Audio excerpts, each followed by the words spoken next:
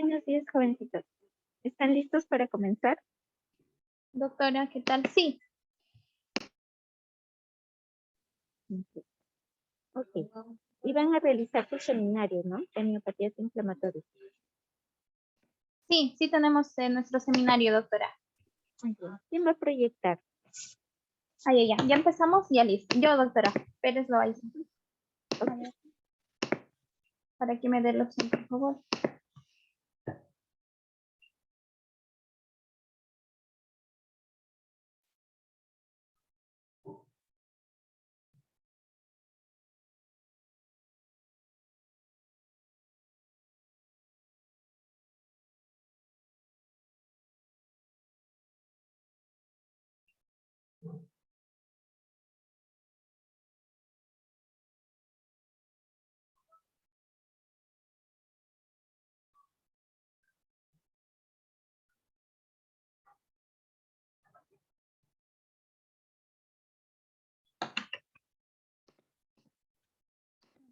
Sí, ya puedo. Ahorita lo hago, doctora.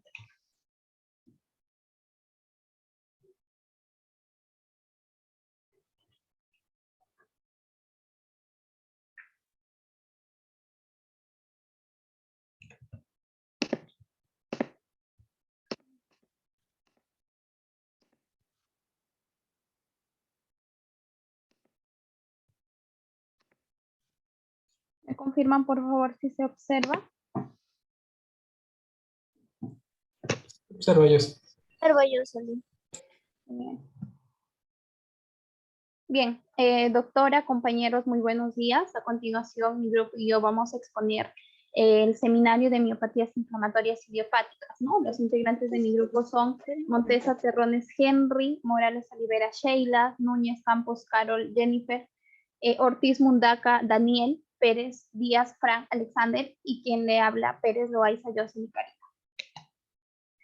Entonces, los objetivos para este seminario van desde describir la definición, cuadro clínico, criterios y pruebas diagnósticas, también los diagnósticos diferenciales y el tratamiento de la polimiositis, también describir y mencionar la etiología, el cuadro clínico, las pruebas diagnósticas y el tratamiento de la dermatomiositis, describir la definición, etiología, cuadro clínico, pruebas diagnósticas y tratamiento de la miopatía autoinmune necrotizante, y finalmente, describir la definición, etiología, cuadro clínico, pruebas diagnósticas y tratamiento de la miopatía por cuerpos de inclusión, ¿no?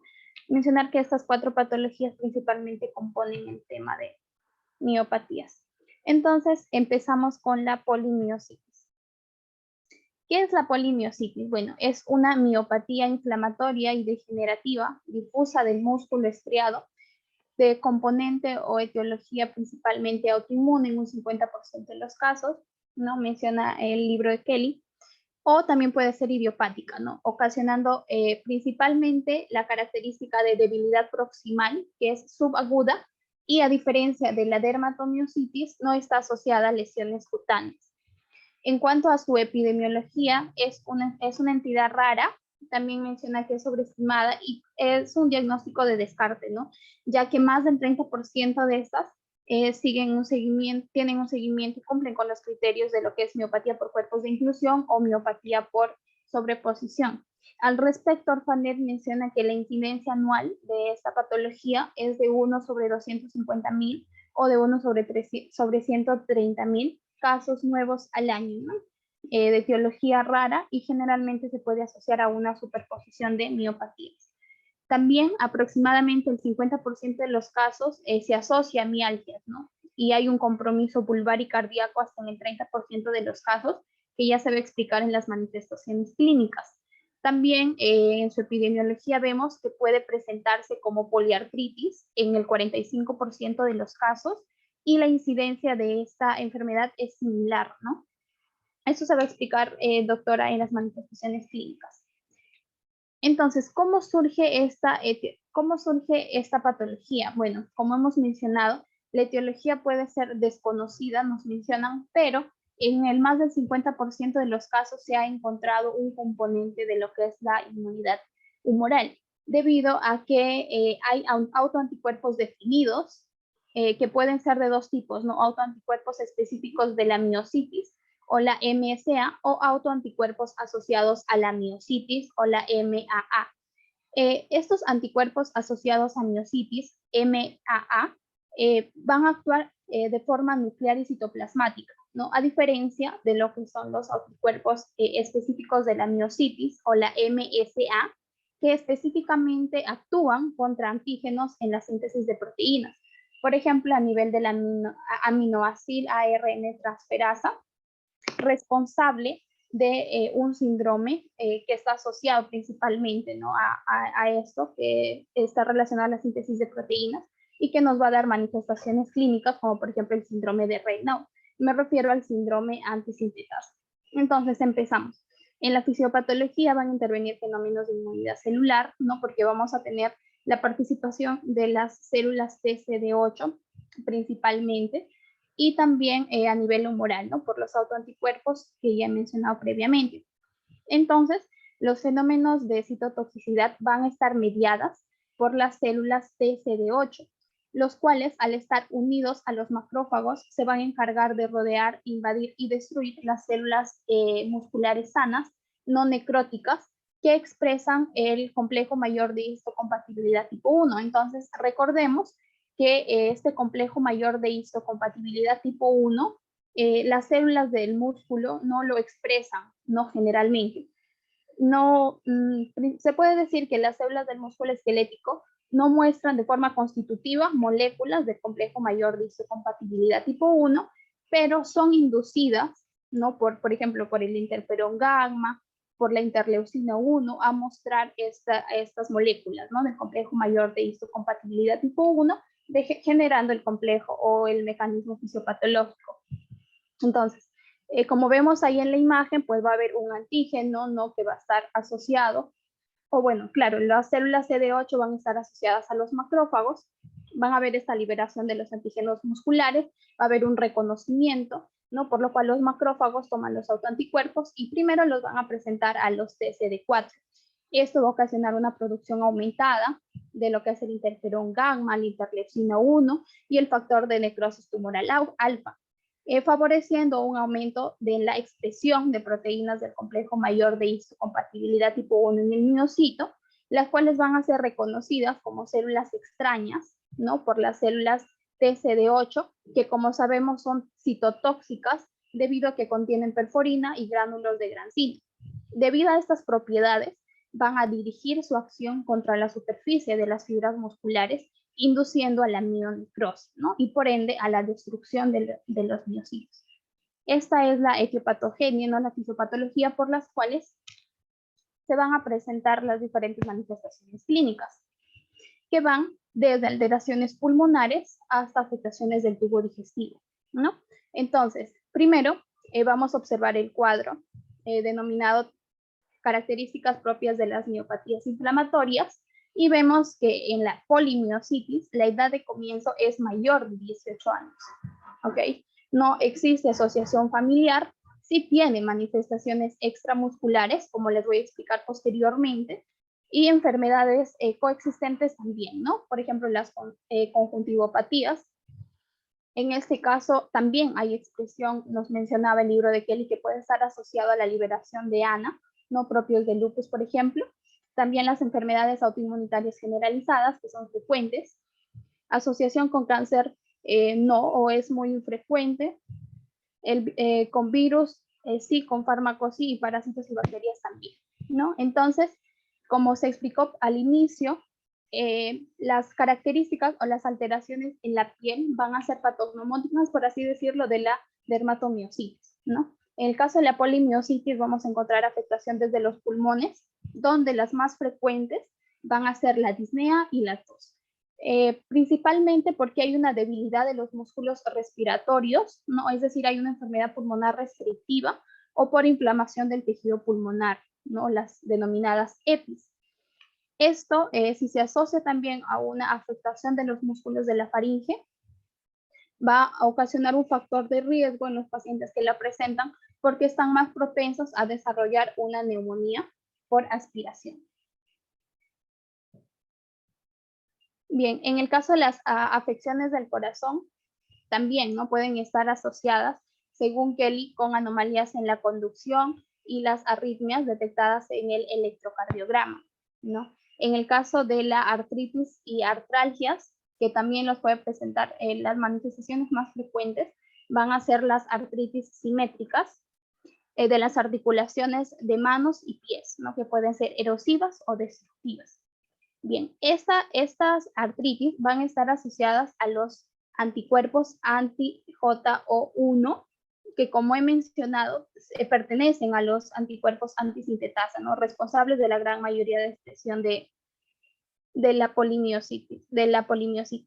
También hay afección del tubo digestivo, donde la disfagia es más frecuente, ¿no? En los pacientes con las miopatías inflamatorias por cuerpos de inclusión, que lo va a explicar mi compañero, pero también puede estar presente en la polimiositis. Bueno, quería recalcar también que a nivel de la afección del corazón, además de las anomalías en la conducción y arritmias detectadas en el electrocardiograma, no iba a ser muy útil el dosaje de la CKMB, por ejemplo, debido a que el músculo va a tratar de generar un recambio progresivo, ¿no? Entonces va a haber un consumo de estas enzimas por la propia degeneración que ocasiona esta patología. Entonces, el dosaje de estas enzimas no iba a ser muy adecuada, ¿no? Para llegar al diagnóstico, por ejemplo, de alguna afección cardiovascular. También afección del tubo digestivo, aparte de la disfagia, el reflujo gastroesofágico va a estar presente en un 15 a 30% de los casos. Y finalmente, en la enfermedad pulmonar, el responsable principalmente de las manifestaciones clínicas, como sabemos, es una enfermedad pulmonar intersticial principalmente, también va a estar asociada a los anticuerpos antisintetasa en el 70% de los casos, que nos ayudaría también a explicar el fenómeno de Raynaud, ¿no? Que puede estar presente en un paciente con diagnóstico con polimiositis, que como vemos es un paciente en el cual las manifestaciones se van a centrar en los dedos de las manos, ¿no? Donde los dedos se vuelven blancos debido a la falta de circulación sanguínea, luego se vuelven azules a medida que se dilatan los vasos sanguíneos y finalmente se vuelven rojos, ¿no? Cuando la circulación se restablece. Bien, entonces en este cuadro, resumen respecto a las manifestaciones clínicas, vemos que la edad de inicio de la polimiositis es adultos mayores de 18 años, el inicio de la enfermedad es subaguda, la debilidad muscular es proximal y simétrica, características sistémicas sí tiene, por lo que he mencionado previamente, compromiso pulmonar, cardiovascular, ¿no? También a nivel de lo que son artritis, artralgias y digestivas. Cambios cutáneos no, calcinosis infrecuente, enfermedad autoinmune sistémica asociada sí puede tener, neoplasia maligna asociada todavía está en estudio prácticamente, aunque el cuadro anterior nos decía que no. Bueno, y las características analíticas, como he mencionado, las enzimas séricas pueden estar normales o elevadas. Por ejemplo, en la CKMB, ¿no? El dosaje de esta enzima sería inadecuada, ya que por el mismo recambio a nivel muscular, pues se generaría esta superposición, ¿no? De valores. Entonces, anomalías en el electromiograma sí van a ver, ¿no? Por la alteración del mismo músculo, y anomalías en la biopsia muscular, que lo van a explicar posteriormente, sí, debido a la presencia de los TCD8. Además, recordar que el 10% de los pacientes que tienen esclerodermia, ¿no? Que mientras estaba leyendo el tema encontré, pueden tener, ¿no? Una enfermedad inflamatoria a nivel de lo que son los músculos y pueden seguir el mismo curso, desarrollar polimiositis. Entonces, la polimiositis se desarrolla en la adultez, no hay exantema, en la biopsia vamos a encontrar un infiltrado muscular, principalmente a nivel del perinecio y el endomecio. El infiltrado va a ser principalmente por CD8, también macrófagos y dendritas, y la clínica, quedémonos que es una debilidad muscular simétrica, que también puede tener afectación para respirar y lo que es la deglución. Bien, ahora, los criterios diagnósticos, en este caso de polimiositis, van desde las manifestaciones clínicas, las alteraciones en el laboratorio y los trastornos asociados, ¿no? En cuanto a los rasgos característicos de las manifestaciones clínicas, pues el inicio es subagudo, raramente se presenta antes, la debilidad es difusa, predominio proximal, simétrica, ¿no? Y puede tener algunas manifestaciones como disfagia o afección intersticial a nivel pulmonar. Las alteraciones en el laboratorio va a haber una elevación de las enzimas musculares, electromiograma también van a haber potenciales linfáticos de unidad motora, con descargas espontáneas o no. La biopsia muscular sí va a haber una mionecrosis inducida por la perforina, ¿no? Y la gramsina que contiene el TCD8. También vamos a tener un infiltrado endomicial, invasión de fibras no necróticas por células mononucleares, por esta misma invasión que tienen los macrófagos, ¿no? Asociados al TCD8, este complejo que también forman con el complejo mayor de histocompatibilidad tipo 1, es que se va a observar este infiltrado. También la expresión de los antígenos, que de forma normal o fisiológica no se tiene del complejo mayor de histocompatibilidad de clase tipo 1. Y bueno, los trastornos asociados, como mencioné, puede ser lupus, eritematoso sistémico, también artritis reumatoide, entre otros. También ocasionalmente infección por VIH, ¿no? Bueno, las categorías diagnósticas van a ir desde una polimiositis definida, polimiositis probable o polimiositis posible, dependiendo de la cantidad de criterios con los cuales se cumpla. Por ejemplo, en la polimiositis definida tiene que haber una clínica característica con biopsia confirmatoria, ¿no? Otros hallazgos de laboratorio no son imprescindibles, ¿no? Pero si la biopsia es confirmatoria, es decir, si se encuentra lo que es el TCD8, entonces sí se podría opinar que se trata de una polimiositis definida. En caso de una polimiositis probable, debe cumplir una de las dos siguientes características, ¿no? Uno es la clínica característica, los hallazgos en el electromiograma y la elevación de enzimas musculares, con criterios incompletos de la biopsia muscular, ¿no? Es decir, pueden evidenciarse cambios inflamatorios mínimos poco específicos. O también puede cumplir con el otro criterio, que es la clínica atípica, ¿no? Con electromiograma compatible, elevación de enzimas musculares y evidencia de miopatía inflamatoria necrosante en la biopsia. Y finalmente la polimiositis posible, que cuenta con la clínica, con la electromiografía compatible, con elevación de las enzimas musculares, pero la biopsia puede ser normal o inespecífica. Bien, eso está más detallado aquí en la tabla titulada Criterios diagnósticos según la clasificación de Bohan y Peter, donde los criterios diagnósticos son 5, que van desde la debilidad simétrica de la musculatura de la cintura pélvica y escapular y de los flexores anteriores del cuello, que progresan en semanas a meses. 2, las enzimas musculares elevadas, especialmente la CK y a menudo la aldolasa. También el electromiograma puede ser con potencial de unidad motora pequeña, de corta duración o polifásicos, o un aumento de la actividad insercional, de las fibrilaciones o ondas agudas positivas. El cuarto criterio es la biopsia muscular anormal, ¿no? Donde se va a evidenciar degeneración, regeneración, necrosis e infiltrado endomicial y perinicial. Y finalmente el 5, que es el rash típico de la dermatomiositis, que como lo van a explicar más adelante mis compañeros, constan de pápulas de Groton, signos de Groton y eritema de heliotropo. Entonces, para establecer el diagnóstico de lo que es la polimiositis, un diagnóstico definitivo se forma por todos los puntos del 1 al 4, es decir, desde una debilidad simétrica, no en las musculaturas, la musculatura de la cintura escapular y pélvica, de los flexores anteriores del cuello, también por las enzimas musculares elevadas, el electromiograma con potenciales de unidad pequeños y la biopsia muscular, ¿no? Esos 4 criterios nos forman un polimiositis definitivo. Ahora, probable van 3 puntos del 1 al 4, es decir, puede presentar debilidad más enzimas musculares elevadas o electromiograma con potenciales de unidad motora y biopsia muscular anormal. De esos 4 que he mencionado previamente, tienen que cumplir 3. Y finalmente, el diagnóstico posible, que son solo 2 puntos del 1 al 4, ¿no? Y bueno, el 5, como ven, es de exclusión porque es patognomónico de la dermatomiositis.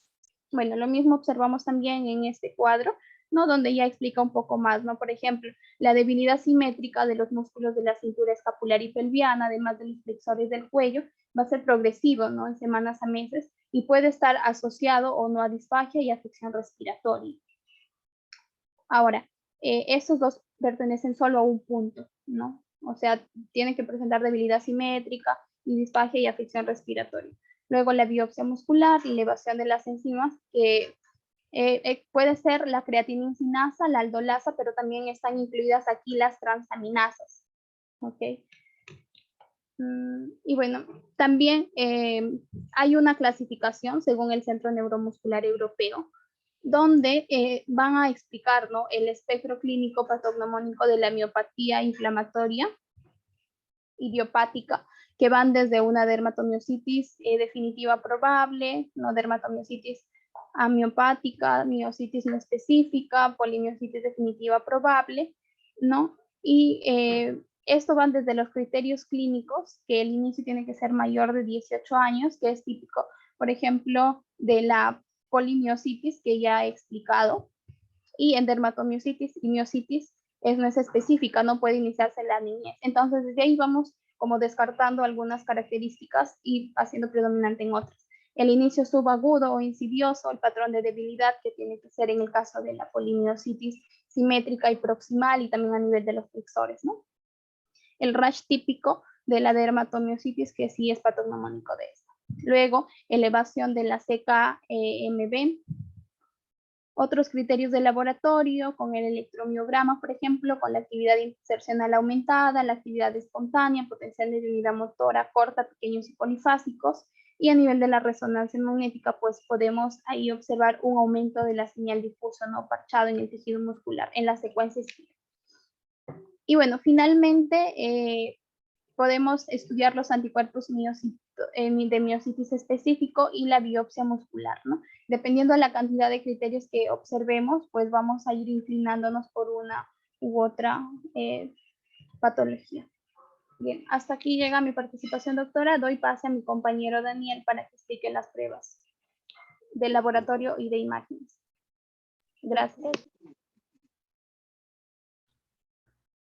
Bien, en cuanto a las pruebas de imagen, podemos utilizar tanto para ver, para evaluar el músculo como los pulmones. En el caso de pruebas de imagen para evaluar un músculo, tenemos a la ecografía, la tomografía computarizada y a la resonancia magnética.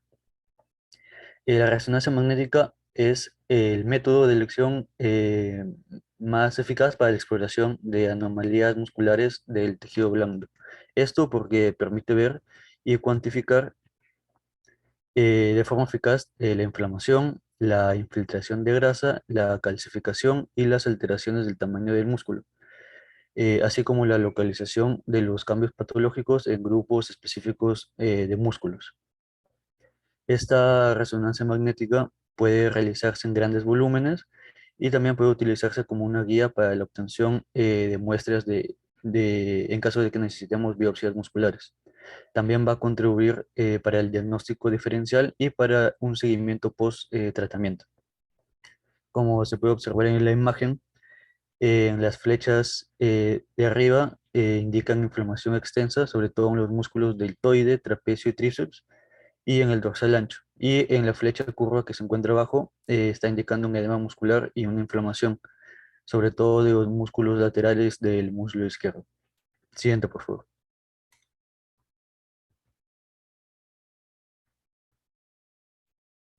Bien, en cuanto a la ecografía, esta puede utilizarse para detectar las anomalías de la vascularización.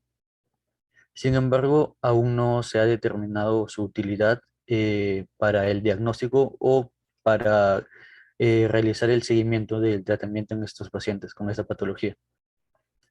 Y en el caso de la tomografía computarizada, esta va a ser una prueba de elección, sobre todo para identificar calcificaciones en tejidos blandos. Pero esta no va a ser útil para detectar cambios inflamatorios en el tejido muscular. Estas imágenes que va a producir la tomografía computarizada van a permitir cuantificar la atrofia muscular del paciente y la posible sustitución de grasa en los músculos profundos, que en el caso de una ecografía no va a ser accesible esto. Siguiente, por favor. En el caso de las pruebas de imagen, para ver si hay afectación pulmonar, se utiliza tanto la radiografía como la tomografía computarizada. Esto va a ser estas dos pruebas de imagen van a ser importantes para detectar si hay afectación pulmonar y deben considerarse en el momento del diagnóstico de una polimiositis. también van a ser pruebas importantes para evaluar los efectos de un tratamiento inmunosupresor. Siguiente, por favor. En cuanto a la biopsia muscular, vamos a encontrar que el infiltrado celular va a predominar en el interior del fascículo.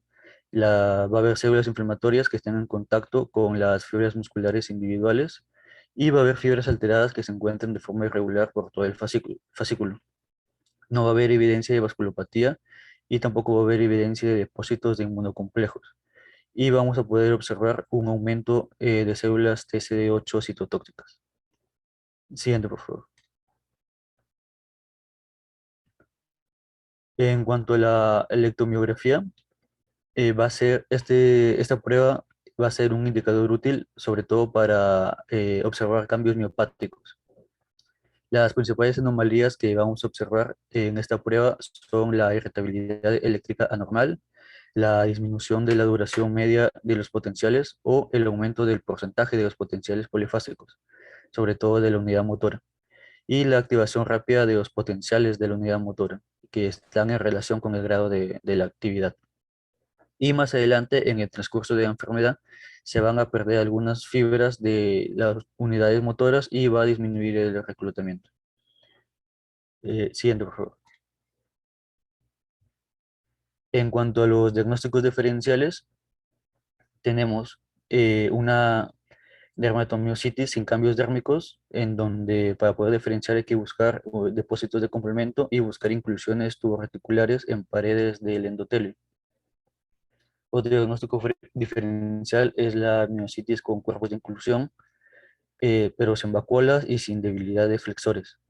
También la enfermedad mixta de tejido conectivo, una miopatía necrotizante, una miopatía por déficit de disferlina y una fibromialgia.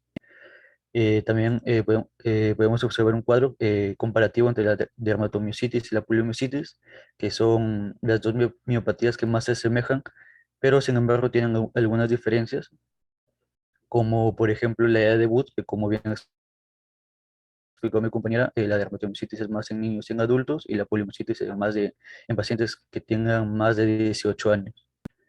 Igualmente, las lesiones cutáneas, en la dermatomiositis presenta lesiones cutáneas y es más patognomónico, en cambio en la poliomiositis no presenta estas lesiones. Y sobre todo en los anticuerpos, que la dermatomiositis presenta más anticuerpos como el anti-MI2, el anti-MDAS o el anti-P155-140. En cambio en la poliomiositis solo va a presentar entre 30 y 40 de estos anticuerpos. Siguiente, por favor. Bien, en cuanto al tratamiento, vamos a tener un tratamiento farmacológico y no farmacológico. En el tratamiento farmacológico vamos a tener el objetivo que es recuperar la función muscular y sobre todo mejorar las manifestaciones extramusculares. Vamos a tener una serie de pasos en el cual si en un paso no mejora la sintomatología, daremos paso al siguiente. El primer paso sería darle al paciente prednisona 1 miligramo por kilo por día en dosis única matinal por 4 semanas. El segundo paso ya sería asociar esta prednisona con azatioprina de 100 a 150 miligramos al día en 2 dosis diarias o asociar prednisona con metotrexato de 25 a 30 miligramos por semana. Si pasados 3 meses no hubo mejoría en el paciente, se lleva a cabo el tercer paso, que es dar inmunoglobulinas intravenosas entre 1 y 2 gramos por kilogramo al mes en un mínimo de 3 meses. Y se podría dar quimioterapia solamente en casos asociados con una neoplasia. Siguiendo con el cuarto paso, ya se daría un ciclo de ciclosporina de 3 miligramos por kilo por día en una dosis máxima de 5 miligramos, micofenolato de mofetilo de 1 a 3 gramos por día repartido en 2 dosis diarias y ciclofosfamida de 0.5 a 1 gramo por metro cuadrado por mes en 6 bolos mensuales, una vez cada 5 días. Y finalmente, si no hubo mejoría en todos estos pasos, se llegaría a un quinto paso donde es ya darle al paciente antagonistas del factor de necrosis tumoral, como el etanercept, el infliximab o el adalimumab. Siguiente, por favor. Bien, y en cuanto al tratamiento no farmacológico, se recomienda al paciente realizar una dieta baja en sal y carbohidratos, así como también realizar una dieta de potasio, calcio y vitamina D para así contrarrestar el efecto de los mineralocorticoides. También antes se recomendaba a los pacientes a no realizar ejercicio debido a que esto se pensaba que podía causar lesiones musculares y aumentar la inflamación. Sin embargo, esto ya ha sido desmentido y se demostró que el ejercicio es seguro en este tipo de pacientes y hasta puede llegar a mejorar el rendimiento muscular. Se demostró que la combinación del tratamiento inmunosupresor combinado con el ejercicio es beneficioso, sobre todo en la fuerza y en la función muscular. Siguiente, por favor. Y ahora Bien, vamos a, ahora doy con- paso a mis compañeros. ahora vamos a continuar con la dermatomiositis. Siguiente, por favor. La definición de esta dermatomiositis consiste en una enfermedad difusa inflamatoria del músculo estriado que se asocia, como su mismo nombre lo dice, a síntomas cutáneos de origen desconocido con una evolución que puede ser aguda, pero generalmente se presenta más como subaguda, crónica, quizás su origen sea autoinmunitario por su génesis y que compromete principalmente a los músculos proximales. La enfermedad es rara, su incidencia anual fluctúa entre los 2.1 y 7.7 casos nuevos por millón de habitantes. Es más frecuente en las mujeres, tiene dos picos en la edad de 5 a 15 años y luego de 45 a 65 años. Su curso generalmente es progresivo y su inicio subagudo crónico, y en la dermatomiositis sí se ha visto asociación de esta enfermedad contra el cáncer, que va entre 20 a 30%, siendo un promedio del 25%. Siguiente. Esta asociación se puede ver mejor en esta tabla, donde se ven diferentes estudios que han estudiado pues, esta asociación, donde se puede observar que el porcentaje va desde el 2.8 de asociación hasta un 88.7. Por eso es que se refiere que en promedio es una asociación de un 25%. Y se ha visto que los cánceres más frecuentemente asociados son cáncer de ovario, mama, colon, melanomas y linfoma no Hodgkin. Siguiente, porfa. En cuanto a su fisiopatología, la dermatomiositis se caracteriza por depósitos de inmunocomplejos en los vasos y se considera una vasculopatía mediada por complemento. Como se ve en la imagen del lado, se observa que el predominio es de los linfocitos, especialmente de los CD4, que se aprecia que el compromiso no solo es a nivel de la fibra muscular, sino que también hay harto compromiso a nivel perivascular. Entonces, todo este compromiso va a generar la activación de la cascada de complemento, causando una infiltración perivascular, una necrosis vascular, su isquemia y obviamente también destrucción de las fibras musculares. Esto es muy importante porque se puede diferenciar a este nivel con la polimiositis, donde en la polimiositis lo que más abundan son los CD8. Siguiente, por favor. Acá se puede ver la clasificación de la dermatomiositis. Existen 3 tipos o subtipos, que va desde la clásica, que es la más frecuente, la miopática y la juvenil. La clásica puede llegar a estar presente hasta un 90%, y que básicamente se habla de dermatomiositis clásica cuando hay lesiones cutáneas al mismo tiempo que las lesiones musculares o de la debilidad muscular. Esa es una diferencia muy importante con la miopática, que va hasta un 30%, donde la dermatomiositis no se asocia con síntomas musculares al menos durante 6 meses desde la aparición de estas lesiones cutáneas. Entonces, ahora bien, la existencia de las lesiones cutáneas, pero sin clínica muscular desde el inicio, pero donde se ven alteraciones a nivel de diferentes estudios, como sea la biopsia muscular, resonancia magnética o ecografía muscular, e incluso laboratoriales, es ahí donde estaríamos hablando de una dermatomiositis hipomiopática. La dermatomiositis juvenil hace referencia cuando la enfermedad está presente en pacientitos con menos de 18 años. Siguiente, por favor. En el cuadro clínico, por lo mismo que dice su nombre, dermatos son lesiones cutáneas y miositis son lesiones musculares. Entonces, en las lesiones cutáneas incluso hacen referencias a lesiones patoneumónicas en la enfermedad, donde están tanto las pápulas como el signo de Gottron, también el eritema en heliotropo y pues, las lesiones musculares que se van a hablar después. Estas pápulas de Gottron es un rash papular, como su mismo nombre lo dice, que son lesiones elevadas, sólidas. También es eritematosa, de color violáceo y liquenoide porque son algo descamativas y generalmente están en los nudillos, siendo el principal lugar donde se encuentran las metacarpofalángicas, el dorso de las interfalángicas proximales y distales. Lo que lo diferencia del signo de Gottron es que básicamente este es un eritema violáceo macular simétrico que ya se va a ver con más detalle en las siguientes diapos. Y el eritema en heliotropo es un eritema violáceo periorbitario que puede estar asociado, ¿no?, a edema. Las lesiones musculares, como en la mayoría de las miopatías, estas se presentan en forma de debilidad muscular proximal y generalmente es simétrica. Entonces, esta debilidad proximal es a nivel de la cintura escapular y pélvica. Entonces, ¿cómo es que nosotros lo evaluamos?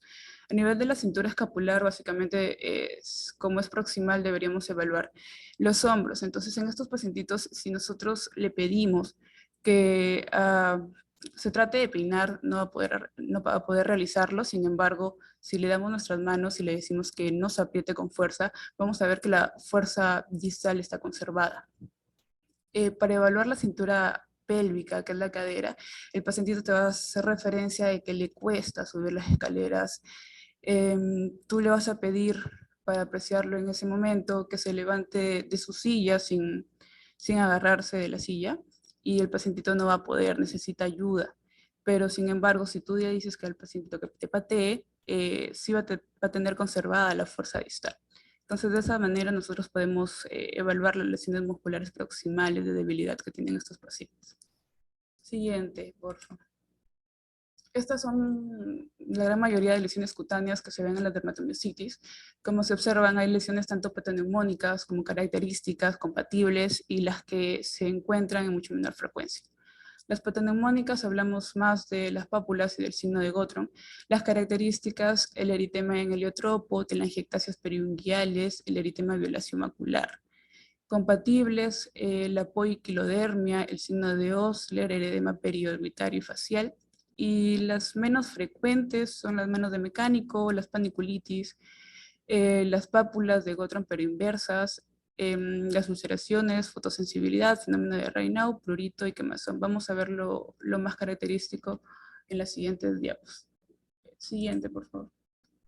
Y aquí se ven mucho mejor las pápulas de Gottron, como ya lo expliqué, son múltiples pápulas violáceas descamativas sobre las articulaciones del dorso de la mano, y el signo de Gottron pues son parches eritematosos y violáceos con escamas en las superficies extensoras de ambas rodillas. Acá ya no se verían pápulas. Siguiente. Estas son las erupciones en heliotropo. Como se ve, es un eritema violáceo que no solo está ubicado a nivel de los párpados superiores, sino también medio facial, pudiendo confundirlo con un lupus eritematoso, pero cabe recalcar que a nivel de la dermatomiositis este signo no respeta los surcos nasolabiales, entonces los surcos están comprometidos, y en el lupus eritematoso no. Aquí sí hay preservación de los pliegues nasolabiales. Siguiente, porfa. Otro también que es característico es la poiquilodermia, que más se ha visto asociado en zonas de fotosensibilidad, donde se muestran dos signos muy característicos, que es el signo de Chal y el signo en B. Como se ve, el signo de B son áreas eritematosas que suelen confluir, que están a nivel del cuello, del tórax y en la parte superior de los brazos, y el signo de Chal son erupciones poiquilodermatosas en la parte superior de la espalda. ¿A qué hace referencia a la poiquilodermia? Son alteraciones de la piel en la pigmentación. Puede ser hiperpigmentada o hiperpigmentada, que puede estar acompañada con telangiectasias y atrofia epidérmica. Y esos son los dos signos más específicos, o donde las zonas son más afectadas es pues la zona escotal haciendo el signo del chal y la parte superior de la espalda haciendo el signo del chal y la otra haciendo el signo de la V. Siguiente. También se han visto cambios a nivel del pliegue unguial, donde vas a ver que las capas capilares están dilatadas en los pliegues unguiales, especialmente proximales, y hay un sobrecrecimiento cuticular y eritema periunguial. Si nosotros colocamos una lupa, podemos observar mejor las asas capilares que están dilatadas en los pliegues unguiales proximales. Siguiente, por favor. También se han registrado alteraciones en otros aparatos, por eso es que se considera una enfermedad sistémica, donde el más frecuente es el aparato respiratorio, hasta un 30%, que lo que se ha visto más asociado es la enfermedad pulmonar intersticial, mostrándose infiltrado, inflamatorio y fibrosis intersticial pulmonar, que al nivel del examen físico vamos a poder escuchar crépitos en Belka. La afección cardíaca, donde lo más frecuente es ver miocarditis, que pueden evolucionar una miocardiopatía dilatada, pero eso no es lo único, también pueden haber presencia de arritmias, insuficiencia cardíaca congestiva y pericarditis. También hay alteración digestiva debido a que el esófago está compuesto por dos tipos de músculo. El primer tercio es de músculo estriado y los 2 tercios restantes de músculo liso. Entonces podemos ver disfagia a este nivel, pero también se han registrado casos de vasculitis intestinal. Entonces, cualquier afección de otro aparato va a generar mayor complicación en estos pacientes y por ende peor pronóstico. Siguiente. Ahora doy pase a mi compañero para que siga con la exposición.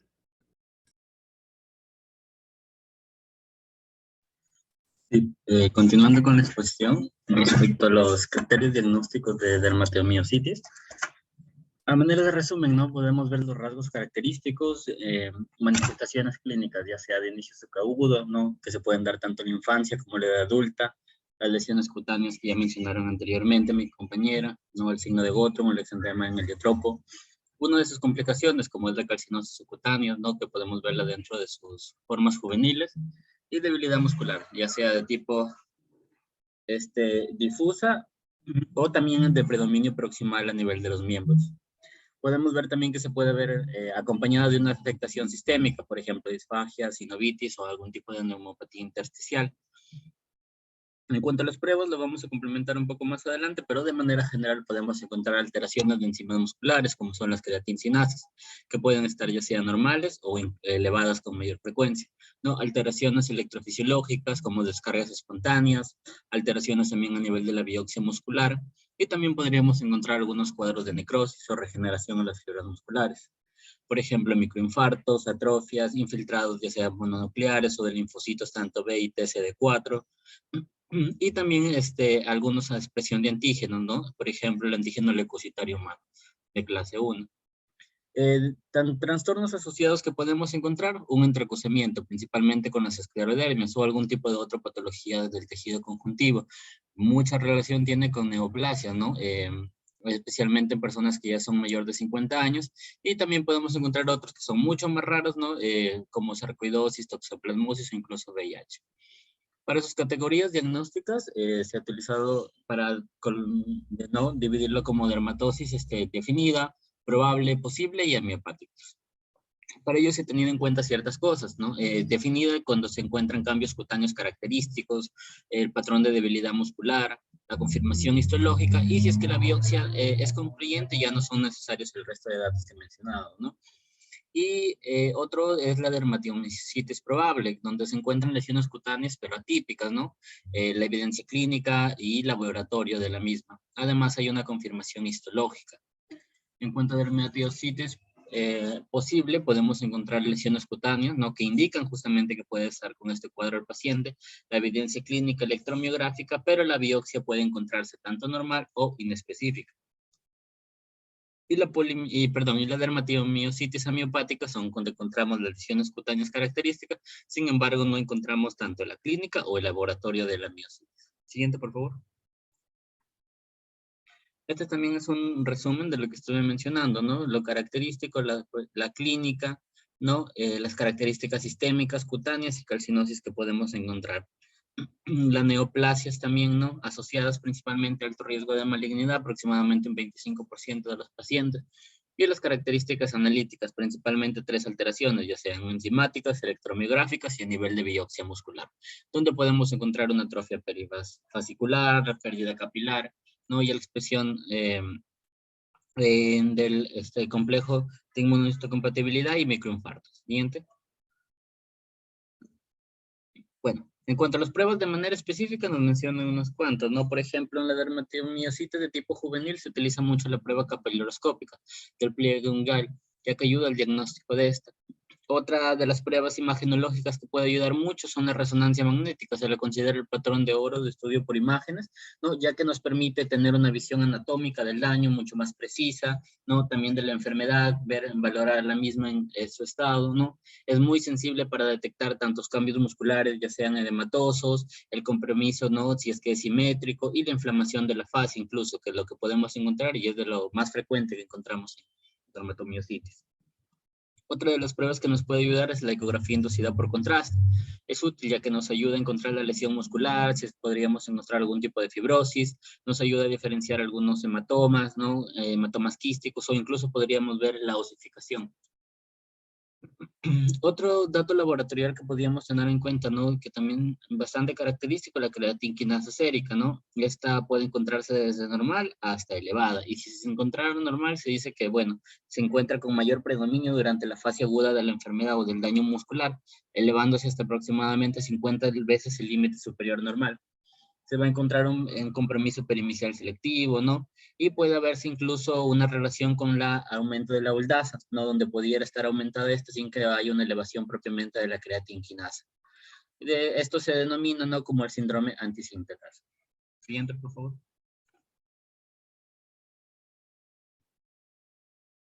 Ya.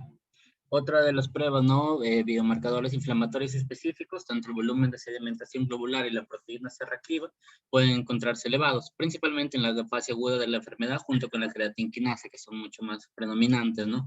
Podemos encontrar algunos infiltrados inflamatorios, predominantemente células B, macrófagos y linfocitos TCD4.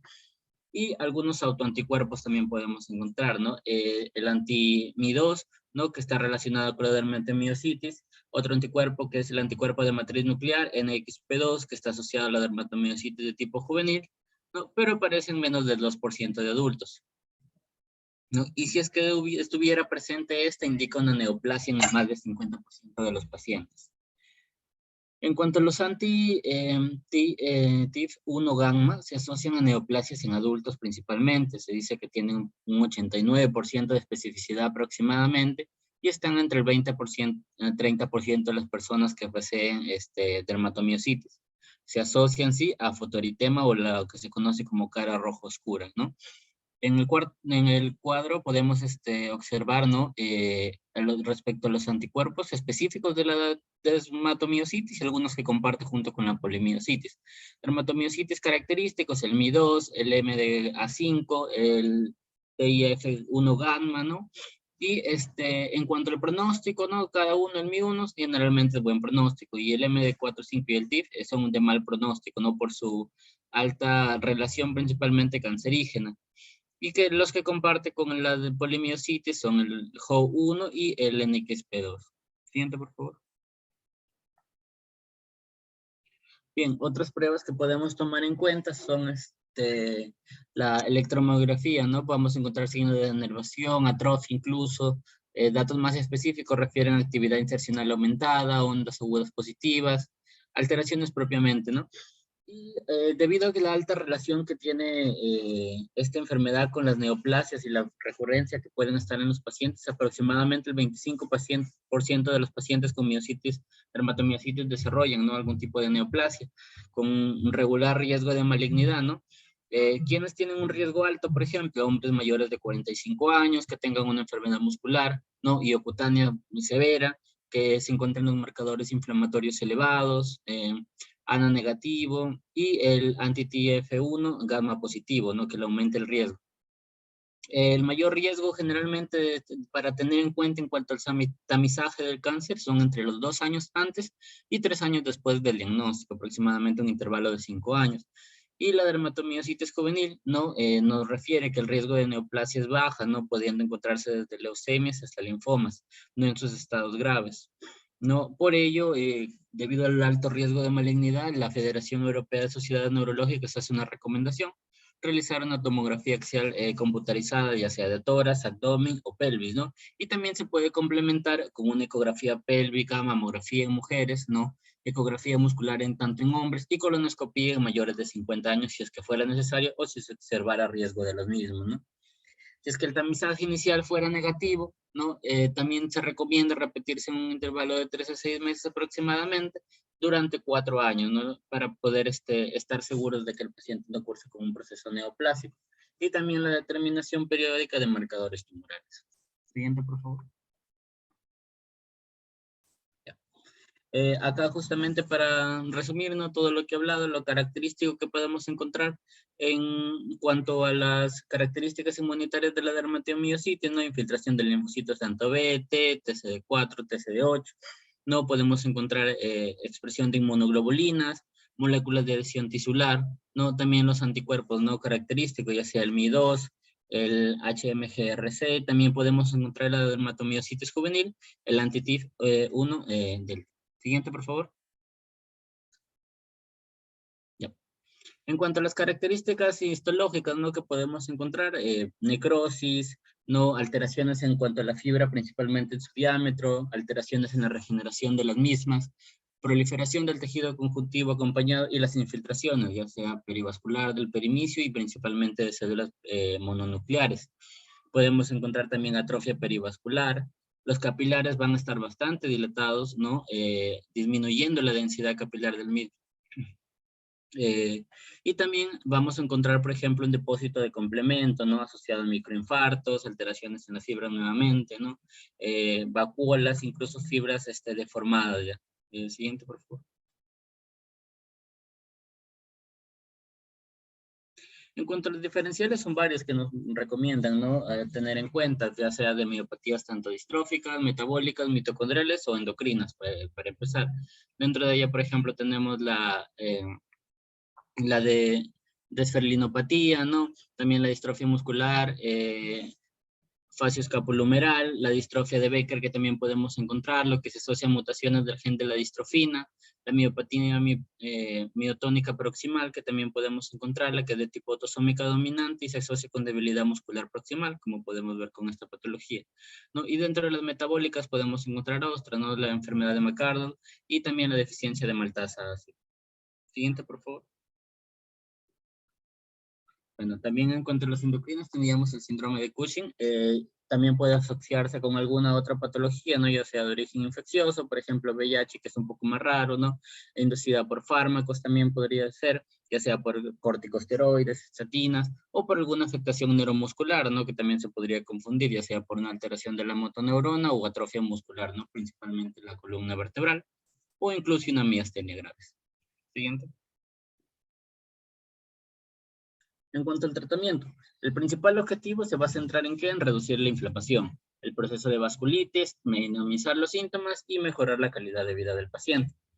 Respecto al pronóstico de la misma enfermedad, ¿no? Se tiene en cuenta que el uso de antes del uso de esteroides, el pronóstico del paciente va a ser malo, ¿no? La enfermedad va a avanzar. Y también la morbilidad con lo mismo, ¿no? Va a ir aumentando con los años. Aproximadamente se dice que los pacientes tienen una tasa de mortalidad aumentada de 3 veces, ¿no? Respecto a la población normal, ya que poseen esta enfermedad. Se dice que de los pacientes que son tratados, el 20-40% logran la remisión y el 60-80% desarrollan, ¿no? Un curso tanto policlínico o crónico de la enfermedad. La muerte, si es que se llegara a dar en los pacientes, es consecuencia ya sea de la debilidad muscular prolongada, incluso el proceso de desnutrición por el cual pueden cursar, ¿no? Siendo las causas más comunes infección, el cáncer, ¿no? Afectación pulmonar o complicación cardíaca. Como mal pronóstico se tiene que tener en cuenta en los pacientes, tanto la edad avanzada, la afectación ya sea pulmonar o cardíaca, el cáncer y si es que hubiera algún proceso de alteración como disfagia. Dentro de las principales neoplasias asociadas tenemos ovario, linfoma, cáncer gástrico, ¿no? Y tienen generalmente un aumento de malignidad asociadas a las mismas. Se pueden encontrar otros, ¿no? Pero con una menos frecuencia, por ejemplo, pulmón, a nivel de genitales masculino, ¿no? piel de tipo no melanoma, sarcoma de Kaposi, melanoma o micosis fungoide. Siguiente. Bien. En cuanto al tratamiento de elección o lo que se considera el pilar del tratamiento, siempre va a ser el uso de esteroides, ¿no? Por ejemplo, prednisolona de 0.5 a 2 miligramos por kilogramos por día. El tratamiento de elección que se considera, por ejemplo, ¿no? Como mencioné, una dosis alta de prednisona oral para mejorar la debilidad muscular. En cuanto al tratamiento de esteroides, nos dan un rango aproximado de la efectividad o el accionar de los mismos, ¿no? Es un aproximado de 4 semanas, donde ya se empieza a ver una mejora de los síntomas. En base a ello, se empieza a dar una reducción de estos mismos hasta en un plazo de 10 semanas aproximadamente para lograr lo que es una dosis de 1 miligramo kilogramo en días alternos aproximadamente. Como segunda línea, si es que no se pudiera utilizar, ¿no?, la prednisona, se recomienda utilizar otro, ¿no?, como son el metrotexate o la satioprina. Si es que hubiera resistencia al tratamiento, se puede, ¿no?, utilizar otro tipo de medicación, como es el rituximab o la inmunoglobulina intravenosa. Si es que se asocia, por ejemplo, alguna afectación cutánea, que es lo más frecuente de tipo superficial, se puede acompañar de antipuriginosos, algún tipo de esteroide tópico, hidroxicloroquina, ¿no?, y acompañado evidentemente de los esteroides. Otros fármacos que también se pueden utilizar son los agentes ahorradores de los esteroides. Si es que el paciente desarrolla algún tipo de toxicidad por estos esteroides, ¿no?, se pueden utilizar estos fármacos, por ejemplo, el metrotexate, acetropina, ciclofosfamida, ¿no?, el micofenolato, la leflunomida, clorambucil o incluso teracolimos. Siguiente, por favor. Otro dato a tener en cuenta, ¿no?, en cuanto a la afectación de la piel, se recomienda mucho, ¿no?, a los pacientes que utilicen una ropa protectora, evitar la exposición prolongada al sol, y se recomienda un protector solar mayor a un factor de protección, ¿no?, mayor a 15, ¿no?, lo adecuado. Y antipalúdicos, ¿no?, en cuanto a estos fármacos, también se ha demostrado que pueden ayudar mucho en cuanto al tratamiento. Por ejemplo, dentro de estos tenemos la cloroquina o la hidroxicloroquina. Sin embargo, también se puede originar algún tipo de erupción medicamentosa. Ante ello se puede reemplazar a estos medicamentos por el metrotexate. El tratamiento específico para la afectación muscular, lo que va a ayudar mucho a esto, también puede ser tanto la inmunoglobulina intravenosa o la satropina. Y en cuanto al tratamiento de una justamente de las complicaciones, ¿no?, que se va a presentar en esta enfermedad, como es la calcinosis, que es una complicación bastante dolorosa, se recomiendan los bloqueadores de los canales de calcio, específicamente de tipo no dihidropiridínicos, ¿no?, por ejemplo el diltiazem. Y si es que fuera necesario, se puede, en cuanto a las lesiones de calcinosis que son bastante sensibles, pueden hacerse una extirpación quirúrgica. Siguiente, por favor. Este es un esquema, ¿no?, que nos ayuda un poco a la orientación de cómo enfocar el tratamiento, ¿no?, de lo que hemos hablado. En cuanto, ¿no?, se va a evaluar ahí si hay debilidad severa, compromiso vulvar, respiratorio, etcétera, ¿no? Si es que no hubiera, se puede utilizar con dosis de prednisona de 1 miligramo kilogramo por día, ¿no? Y se va a evaluar la respuesta en base a esto. Si es que hubiera una buena respuesta, como mencioné, se va a emprender, ¿no?, el descenso de esta dosis mínima efectiva. Y si es que no hubiera, se va a agregar otro medicamento, ¿no?, como la acetropina, metrotexate o miclofenolato. Sin embargo, si es que la debilidad sí fuera severa, ¿no?, se va a empezar con dosis de metilprednisolona de 1 gramo día endovenoso por 5 días. ¿No? Se va a tener en cuenta las contraindicaciones, ¿no?, ya sea en embarazo, ¿no?, o si es que no se pudiera utilizar el medicamento por alguna otra causa. Y se va entonces a dar una prednisona de 1 miligramo kilogramo día, acetropina y metrotexate. Y en base a ello se va a considerar si la respuesta es pobre, ausente, ¿no? Se va a reconsiderar el diagnóstico quizá, ¿no? Se va a evaluar repetir la biopsia o incluso utilizar ya una tercera línea, ¿no?, ya sea rituximab, ciclosporina, ciclofosfamida o incluso inmunoglobulina. Siguiente, por favor. Esto es en cuanto al tratado de Kelly nos da, ¿no?, una idea mucho más específica de lo que se recomienda y pues de manera secuencial en los pacientes, ¿no? Se va a evaluar, ¿no?, si hay enfermedad pulmonar intersticial, ¿no? También, si es que no lo hubiera, nuevamente se inicia con prednisona, acetropina o metrotexate. Se pueden utilizar también suplementos de calcio, vitamina D, y se pueden ir acompañados de ejercicio y biofosfonatos. Se va a evaluar nuevamente a las 6 semanas. En cuanto a la fuerza, ¿no? Se va a evaluar si hay mejora o no de la misma, para evaluar la reducción de los medicamentos, ¿no? Principalmente la prednisona. Y si es que no, se va a considerar aumentar la dosis, ¿no? De metotrexate. Luego, nuevamente, a los 3 meses se recomienda la evaluación de la fuerza, ¿no? Si es que fuera así, se reduce nuevamente la prednisona, y si es que fuera no, bueno, se va a añadir nuevamente, ¿no?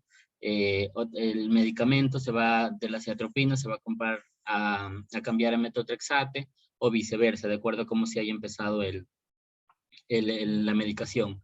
Y a los 6 meses también se va a realizar una nueva evaluación, no teniendo en cuenta los mismos criterios. Y también se puede acompañar de una evaluación de las inmunoglobulinas, ¿no? De los marcadores de la misma. Siguiente, por favor.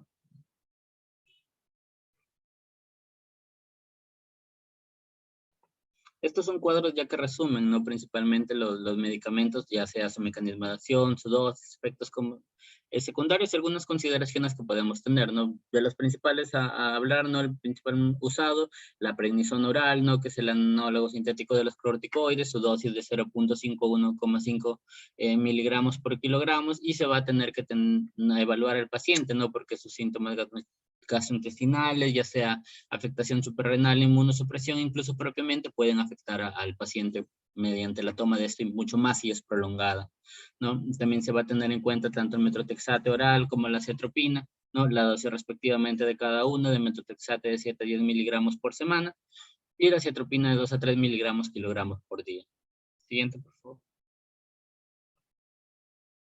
Bueno, aquí también hablamos un poco de los esteroides tópicos, ¿no? Que pueden ser utilizados si es que fuera necesario, ¿no? Evaluando también las lesiones cutáneas del paciente, algunas otras opciones como la inmunoglobulina intravenosa, ¿no? Que va a tener efectos sobre los inmunomoduladores de las células T. Y bueno, se tiene que tener bastante cuidado porque el paciente puede desarrollar pancitopenia, ¿no? Y algún proceso cancerígeno asociado mucho más a los linfomas, y pues puede llevar a la muerte si es que no fuera adecuado el tratamiento. Siguiente. Continuando con la exposición, el siguiente punto, miopatía autoinmune necrotizante. Siguiente. Bueno, es también llamada miopatía necrotizante inmunomediada y es un subtipo de miopatía inflamatoria idiopática. En la epidemiología es una enfermedad de rara ocurrencia y representa el 19% de las miopatías inflamatorias autoinmunes. Aparece en cualquier edad, pero es prevalente en adultos. Siguiente. Con respecto a su etiopatogenia, se puede dar en forma espontánea, aislada o en contexto de una infección viral, y está asociado a cáncer, a pacientes con enfermedades autoinmunes del tejido conectivo, exposición a fármacos tipo estatina, con una incidencia del 0.1 al 0.2%. Incluso menciona que después de varios años de tratamiento o incluso después de su supresión. Los factores de riesgos para presentarlo son el sexo femenino, déficit de vitamina D, infecciones intercurrentes y predisposición genética. Y esta es una enfermedad con sobreexposición del complejo de mayor de histocompatibilidad tipo 1, que está mediada por anticuerpos contra el antihidroximetilgluterilcoenzima A y anticuerpos dirigidos contra el complejo polipéptido implicado en el transporte de proteínas al retículo endoplasmático. Siguiente. Bueno, se clasifica en anti-SRP, que es un 22%, de 22 a 36%, y tiene posible afectación cardíaca, pulmonar y dérmica. El antihidroximetilgluterilcoenzima A, que es el más frecuente de los tres, se presenta entre el 26 al 50% y no se acompaña de afectación de otros órganos, y la mayoría de estos está relacionado a la ingesta de estatinas. Y las seronegativas del 20 al 30%. Siguiente. Siguiente, por favor. Gracias. Respecto a sus manifestaciones clínicas, las tres son de inicio subagudo y de rápida evolución, y al igual que presentan debilidad muscular. En la primera, entre sus manifestaciones extramusculares están la disfagia, la afectación pulmonar y cardíaca. En la siguiente no presenta, es infrecuente, ¿no?, la presencia de manifestaciones extramusculares, y en las seronegativas son frecuentes y están asociadas a conectivopatías y también a malignidad. Y de las tres, la que está asociada a cáncer es la seronegativa. Siguiente. Con respecto al diagnóstico, en la parte laboratorial podemos observar la elevación de la enzima CK hasta 100 veces el valor normal. En la electromiografía, una disminución de la amplitud y duración de los potenciales motores con aumento de la actividad espontánea. En los exámenes inmunológicos, la presencia del anticuerpo contra el anticuerpo anti-hidroximetilglutaril coenzima A, que este confirmaría el diagnóstico. Y en la biopsia muscular, que es el gol estándar, podemos evidenciar necrosis extensa de miofibrillas con presencia de escaso o nulo infiltrado inflamatorio. También se sobreexpresa el complejo mayor de histocompatibilidad tipo 1 en fibras musculares necróticas y no necróticas. Y también regeneración de fibras musculares. Siguiente. Respecto al tratamiento, no existen estudios clínicos protocolizados con respecto al esquema terapéutico, pero nombra que en la primera línea se utiliza la combinación de corticoides, también terapia con inmunoglobulina intravenosa y metotrexato. En la segunda línea, esta miopatía, ya que es persistente y resiste al tratamiento, está obligado en ocasiones a emplear combinaciones de fármacos. Y en estos, aquí se usaría el tracolimus, micofenolato, acetioprina, ciclosporina o ciclofosfamida. Siguiente. Y respecto al pronóstico, es una enfermedad de mal pronóstico, ya que existe un porcentaje de recaídas entre el 50 al 60% y se reserva el rituximab para casos con insuficiencia de respuesta al tratamiento. Siguiente.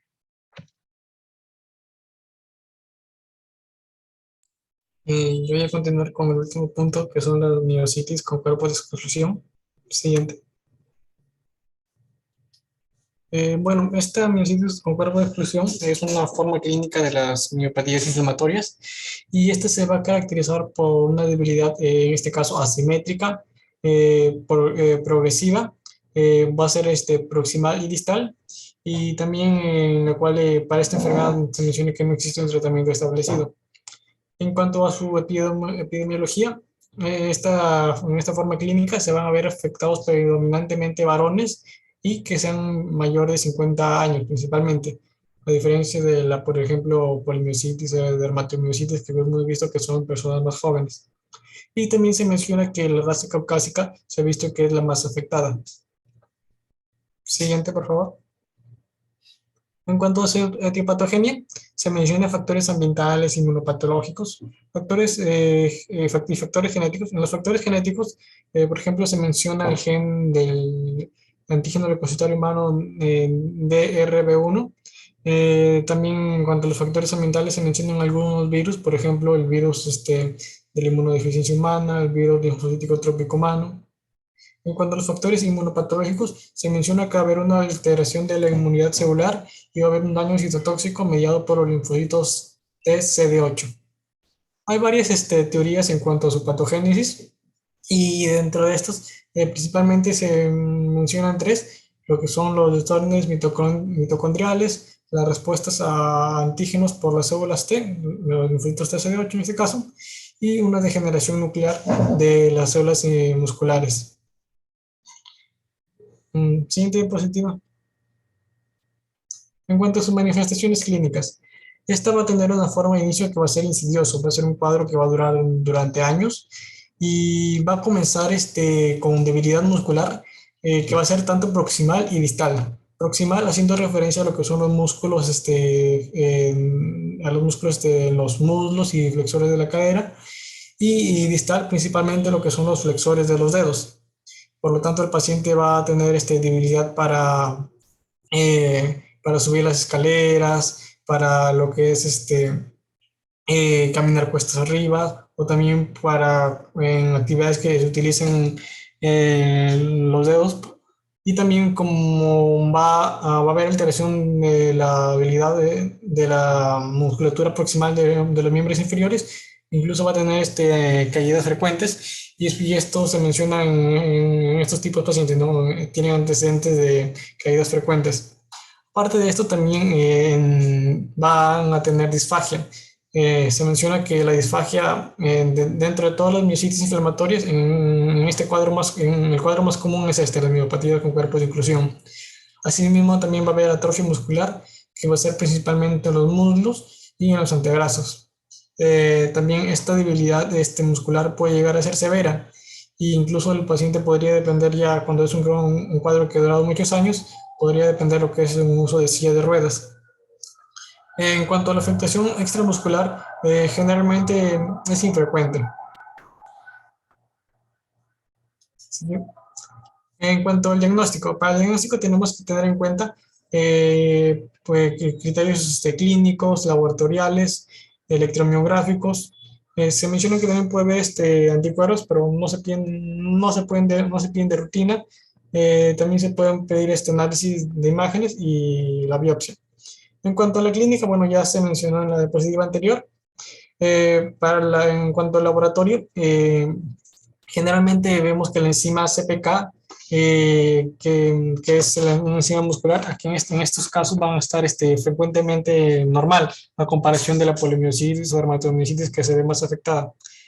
Y también se menciona el anticuerpo contra nucleotidasa citosólica, que se va a estar presente en el 30-50% de los pacientes, pero no es que se pida usualmente de rutina este anticuerpo. En cuanto a la electromiografía, va a haber un patrón miopático o también neuropático. Eh, por ejemplo, a diferencia de lo que es la polimiositis, dermatomiositis, que vemos que más que todo es un patrón miopático, ¿no? En cuanto a los exámenes de imágenes, se puede pedir lo que es resonancia magnética, en lo cual en los miembros inferiores se van a ver cambios asimétricos en cuádriceps, gastrocnemios y sóleos, y en los miembros superiores se van a ver alteraciones en lo que son los flexores profundos del antebrazo. Y en cuanto a la biopsia, aquí se va a ver lo que es un infiltrado endomicial con linfocitos TCD8, pero además se van a ver lo que son las vacuolas ribeteadas. Estas vacuolas ribeteadas son inclusiones granulares basofílicas que se van a ver en los bordes de vacuolización de las fibras musculares, así como se puede observar en esas imágenes histológicas que se presentan en la diapositiva. Siguiente. Y bueno, finalmente, en cuanto al tratamiento, este tipo de miositis inflamatoria es resistente al tratamiento inmunosupresor con tanto inmunoglobulinas intravenosas o corticoides. Y también no se encontró un tratamiento establecido, pero se están probando algunos medicamentos biológicos, pero todavía no hay resultados claros.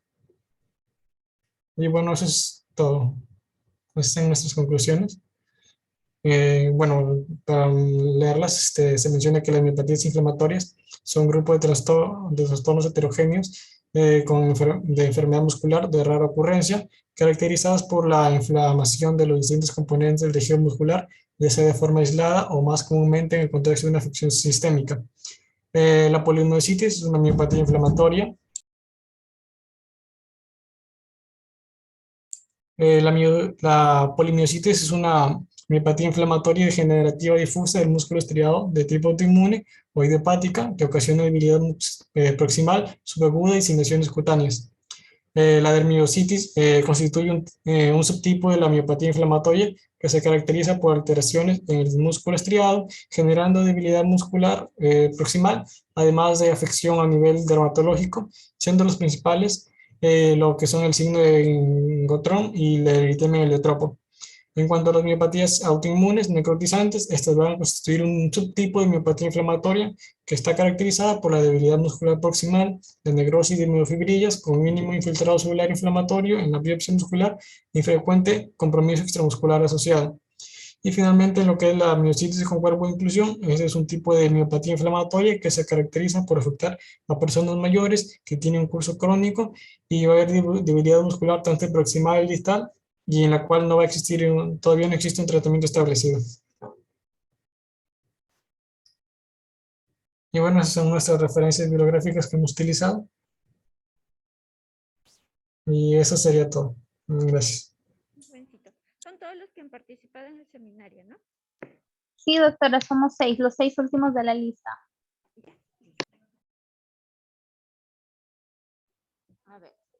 Los que han estado de plenario, ¿preguntas para el grupo expositor o comentarios en relación a lo que han dicho?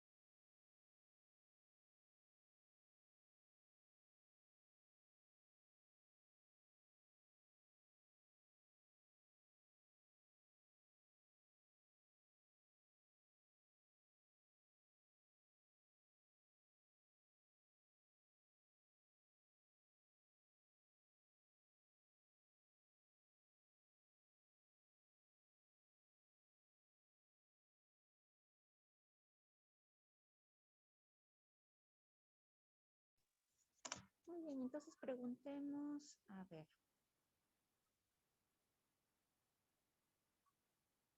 Erika. Creo que no se prendió mi micro. Quería preguntar, o tenía una duda más que todo. ¿Qué está tan tarde, verdad? ¿Sí, sí se me escucha? Porque he estado hablando. Ay, Todo es un poco tarde. sí, yo solo tenía la duda en cuanto al tema de dermatomiositis. Cuando mis compañeras me preguntaron o comentaron acerca de los criterios diagnósticos, tenía la duda de saber si necesariamente tiene que cumplir, o sea, o con cuántos puntos de criterios tiene que cumplir para sospechar que es una dermatomiositis.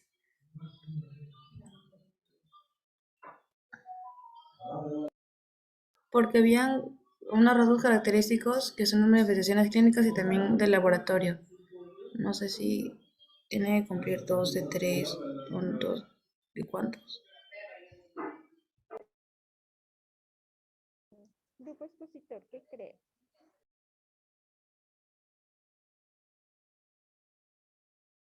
Sí, doctora, ahorita estoy proyectando la diapositiva donde está la respuesta de mi compañera.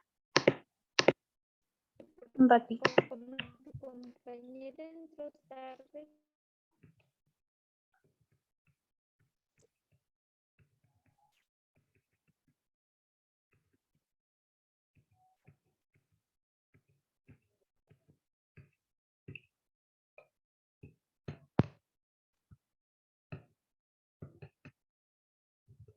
Doctora, disculpe, no sé si soy yo, pero por ratos le escucho muy, muy bajito y no se escucha.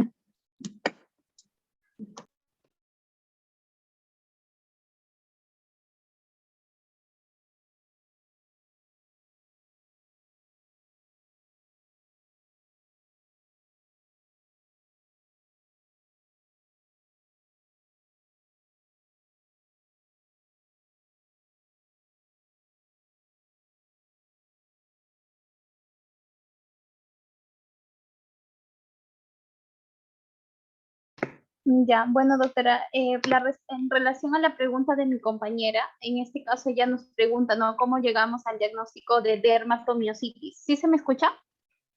Sí se escucha.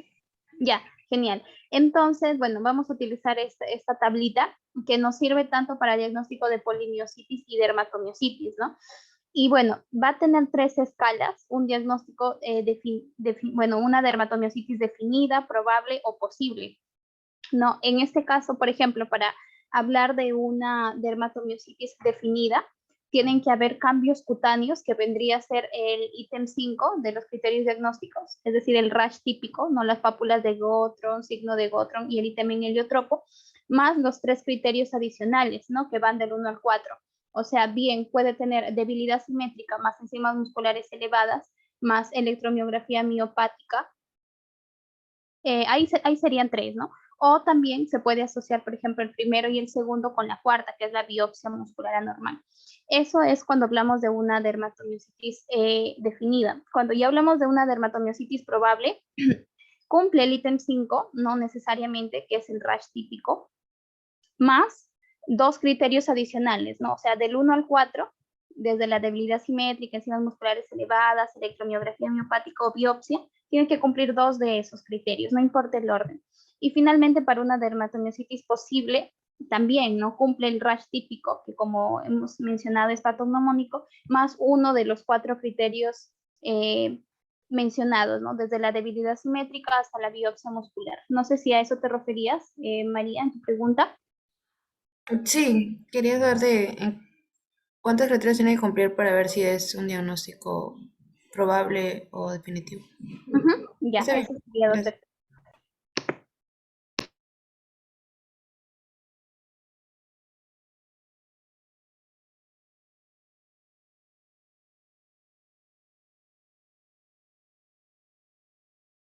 A ver, ¿qué otra pregunta tienes?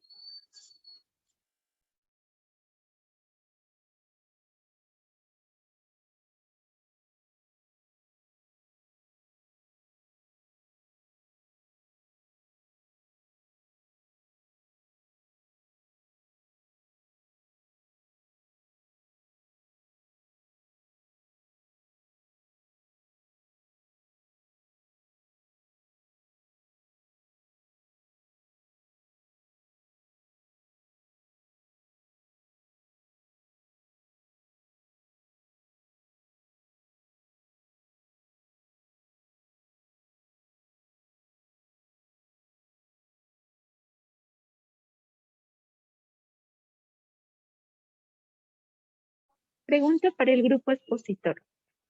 Una pregunta, solamente una pregunta.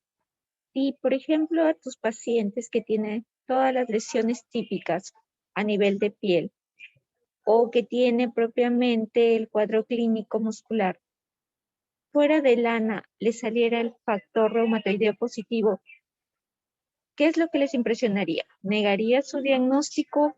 ¿Les impresionaría que hubieran 2 enfermedades autoinmunes concomitantes? ¿O qué es lo que ustedes harían para poder dilucidar cuál diagnóstico tiene?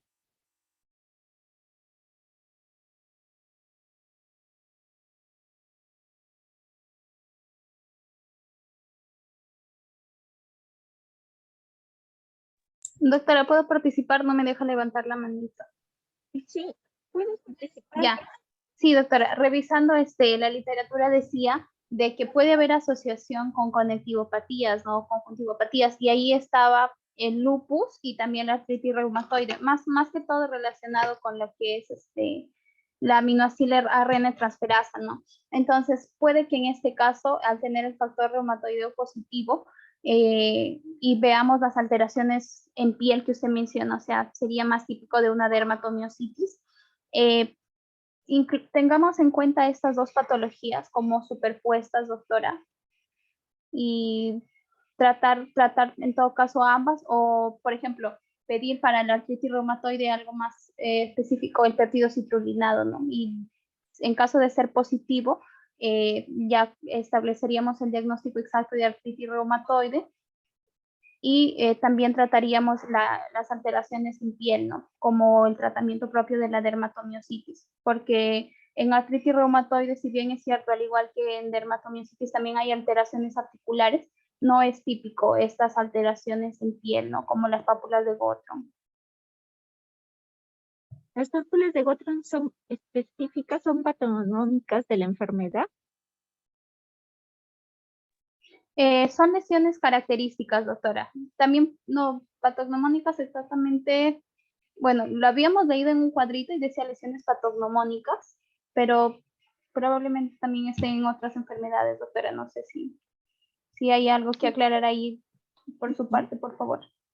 No hay problema. Frank, ¿qué tenías que comentar? Exacto. En cuanto a la pregunta que mencionó, o sea, si un paciente tiene, digamos, la clínica tanto de cutánea y la debilidad muscular y presenta el factor reumatoide positivo, bueno, si nos orientamos al cuadro clínico nos estaría orientando lo que es una dermatomiositis, ¿no? Porque ya tiene las lesiones cutáneas características, pero para decir que tiene un artritis reumatoide, también el paciente tendría que tener lo que es la clínica articular, ¿no? Porque si solo tiene el factor reumatoide positivo, esto también puede estar incluso en pacientes sanos, digamos, ¿no? O sea, que no tengan esta patología como tal. Y, por ejemplo, también en cuanto a la dermatomiositis, lo más común es que se asocie como, o sea, una enfermedad aislada, no tanto en relación con otra enfermedad, digamos, como en la polimiositis, ¿no? En cambio, en la polimiositis sí se ve frecuentemente asociada con otra enfermedad, autoinmune. Pero más que todo, o sea, tendremos que también evaluar lo que es la clínica articular, ¿no? ¿Y qué clínica articular se acompaña a la dermatomiositis? No, me refería de la artritis reumatoide por el factor reumatoide Ah, positivo. ya. Ok, mire, sí es cierto. El factor reumatoideo puede estar positivo hasta una pequeña porción de la población general sin necesidad de tener el cuadro clínico acompañante. Y en este caso también puede estar presente en varias patologías autoinmunes, como es la que están desarrollando en este seminario, e incluso puede estar presente en cuadros infecciosos crónicos o en cuadros incluso neoplásicos acompañantes. Pero si hay una clínica sugerente, como lo han estado viendo en sus otras clases, pero sobre todo si tiene el anticuerpo específico, como dijo su compañera, pedir incluso hasta un anticuerpo citrullinado, nos puede ayudar porque hay un cuadro que se llama síndrome de sobreposición o overlap, que cuando cumple criterios clínicos para una patología autoinmune y también cumple para otra, de manera concomitante puede estar presente. Pero sí tenemos muchos pacientes de este corte que pueden tenerlo a títulos bajos o tener un positivo cualitativo o el título muy bajito y cuando hacemos el anticuerpo, pues este está negativo. El anticuerpo citrullinado está negativo. Entonces sí, tendrían, si les sale factor, igual completarlo. Ahora ellos sí pueden tener su ANO positivo, su patrón de inmunofluorescencia les puede ayudar para completar su anticuerpo específico, pero también los que ustedes han mencionado les ayudan. Ahorita lo que siguen buscando y complementando es qué anticuerpo les ayuda para determinadas manifestaciones y sobre todo para pronóstico y sobre todo también para ver respuestas a tratamientos, pero todavía, como dicen, no hay una estandarización global como para ponerlos así de antemano. Ya se han ganado su lugar el anti-CO, el anti-MI2, más que justo han mencionado, incluso hay otros marcadores para ver compromiso cardíaco y otros más, pero igual van a seguir surgiendo uno y otro más con el fin de poder, como dicen, captar más temprano y sobre todo prever qué manifestación va a ser la que probablemente le ayude a, mejor dicho, no le ayude, sino que le pueda dar complicaciones siguientes y también ayudarnos para enfocar lo que es el esquema terapéutico. Ahora, como han visto, el esquema terapéutico, corticoterapia igual, entra a tallar como las otras patologías, inmunosupresores, varían un poquito en relación a las manifestaciones que tiene. Lo ideal para definir el diagnóstico es la biopsia respectiva, pero hay muchos de los pacientes que a veces se les inicia tratamiento empírico por la necesidad de tener inicio y porque tienen un cuadro clínico sugerente y tienen cuadros inmunológicos que también le apoyan, pero lo ideal es que por lo menos sí se haga un diagnóstico confirmatorio. Entonces, vamos a ver, en relación a esto, a ver, ¿alguna otra pregunta para el grupo expositor?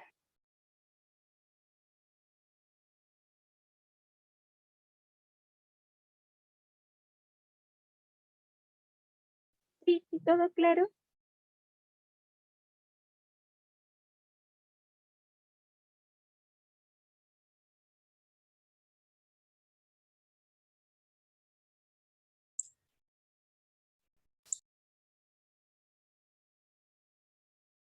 Sí, doctora, todo claro por eso. Ok, jovencitos. ¿Por qué les preguntaba? Nosotros hace poco hemos tenido un caso de un paciente con dermatomiositis que tenía su ANO positivo, tenía anti-DNA positivo, tenía factor reumatoideo positivo, tenía complementos con dos controles un poco variables, tenía sus lesiones típicas de, en este caso, sus pápulas, lesiones de Gotti, todo lo cumplía. No cumplía el cuadro muscular, solamente el compromiso de piel. Había ingresado por un cuadro de trombosis, el señor. Entonces, le hicieron propiamente su procedimiento, se fue con su anticoagulación, pero tenían varios perfiles inmunológicos que permitían búsqueda de diferentes patologías autoinmunes, pero la biopsia fue la que lo orientó todo para una dermatomiositis. Ahora, ¿cuál era el problema? Se iniciaba con manejo intramuscular, no lo toleraba. No toleraba ningún tratamiento oral. Solamente incluso corticoterapia lo estuvo recibiendo, pero lo malo es que también su adherencia era mala. Pero no pudimos completar muchos estudios específicos inmunológicos por el costo. En el hospital solo tenemos factor, ANA, y el familiar ya había hecho particularmente ANA también, pero sin patrón IFI, solamente ANA cuantitativo por diluciones. Entonces, que quería completar más estudios, sí, porque incluso tenía una proteinuria de 0.5 gramos en 24 horas. El paciente, aparte de eso, tenía también prolongación de tiempos antes de inicio incluso de anticoagulación. Por eso se prestaba incluso para la posibilidad de que hubiera dos enfermedades autoinmunes concomitantes, y también había la posibilidad que, como era un paciente que había debutado a sus 56 años, que fuera una dermatomiositis como manifestación paraneoplásica. Pero sin embargo tenía estudios tomográficos que todos aparentemente estaban sin ningún proceso tumoral. Entonces, generalmente estos pacientes de enfermedades autoinmunes, muchos de ellos te pueden venir como el cuadro clínico que te relata el texto o el artículo, pero hay otros que te pueden debutar con alguna de sus manifestaciones no usuales. Y en el seguimiento o en el examen físico le complementas los otros datos. Entonces tienes que complementarle todo el perfil respectivo para ver si es que no tiene dos paralelas o tiene solamente una. ¿Por qué? Porque también generalmente en relación a la que tiene mayor actividad, tú vas a enfocar. Como ustedes han visto, el uso de corticoterapia es muy diferente a lo que ustedes veían en una artritis reumatoidea.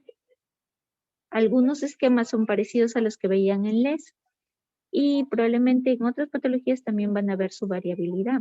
Entonces, por eso es la importancia de definir, porque la mayoría se han dado cuenta que usa corticoides e inmunosupresores.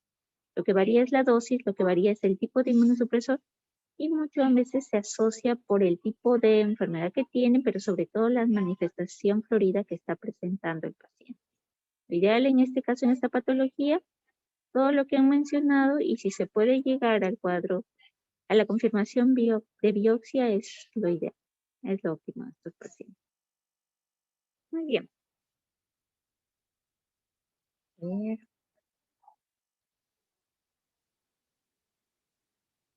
Grupo expositor, me lo envías al correo tu presentación, ¿ya, Karina? Ya, al correo que está en el sílabus, ¿verdad, doctora? Sí, al institucional. Ya, doctora, una pregunta. En el caso que usted mencionó, ¿cómo eran las lesiones en piel del paciente? Ahorita si quieres te proyecto la ya. foto. Ya, por favor, a ver, Solo para ver que si se las parecen. tengo. Gracias. Sí, solo las que tengo, porque después el paciente pidió retiro, o sea, no lo veía, como no es adulto mayor, no lo veíamos nosotros, sino que justo en esa época no había reumato, estaba el reumato de licencia de acá, y la otra reumato todavía se incorporó después, hace un mes o menos. Entonces sí, yo le tuve que pasar visita un par y luego ya como pidió retiro, entonces ya yo lo seguía por consultorio para que no se perdiera el señor. Entonces, en este caso, justo, por más que ahora ya sigue en reumato porque es joven todavía, entonces lo sigue la colega, el paciente pues es un paciente un poco adherente a sus esquemas, y su familiar a veces tampoco es muy colaborador. Por eso a veces no sabes si estás tomando o no la corticoterapia. Lo único que te dicen, he tomado, cuando cada vez que he iniciado se le ha variado varios inmunosupresores. En este caso te dice sí. Ahorita te voy a proyectar varias de sus lesiones.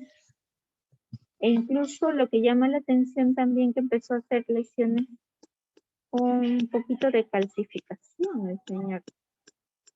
Pero la biopsia que le tomaron fue de las pápulas, por si acaso, en manitos. La dermato fue la que le tomó. Por acá estoy buscando la de su carita, porque su carita es bastante típica, y eso que está con su bloqueador. El señor. A ver, le voy a tener que entrar por el otro de acá. A ver, espérense. Esta les voy a proyectar.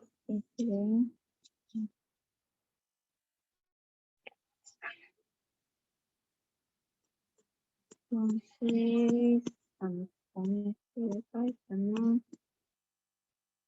Es la carita. Carita.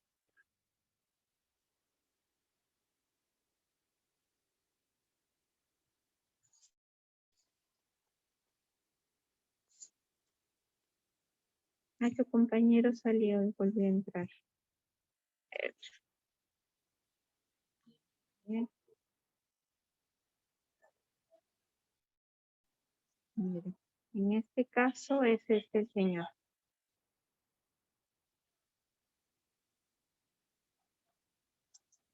Si ustedes visualizan la carita del señor, lo que van a ver es en este caso, a ver, ¿qué es lo que visualizarían, jovencitas, del grupo expositor?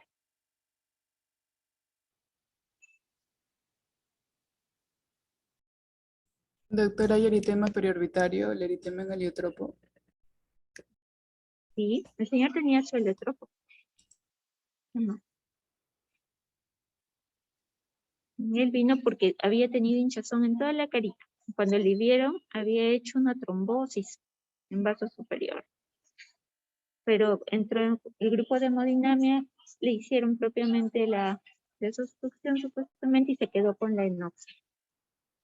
Pero lo que llamó la atención es de que tenía pues muchas de las lesiones características y en sus manitos también. Ahora, lo que se ha agregado después es esto.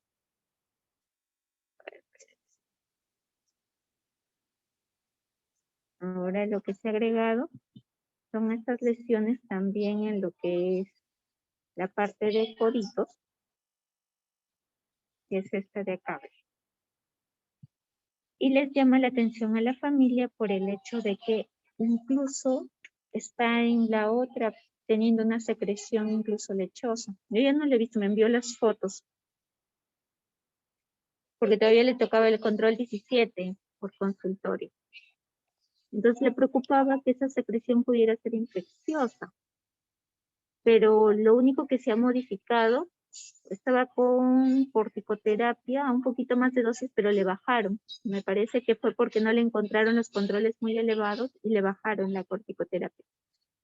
Le rotaron el tipo de corticoides también. Así fue. Entonces, este es la cosa. Ese paciente tenía la de las manitos y no lo tengo a la mano. No lo tengo a la mano, pero de las manitos es donde le hicieron la biopsia. ¿Ustedes qué le hubieran indicado a este paciente?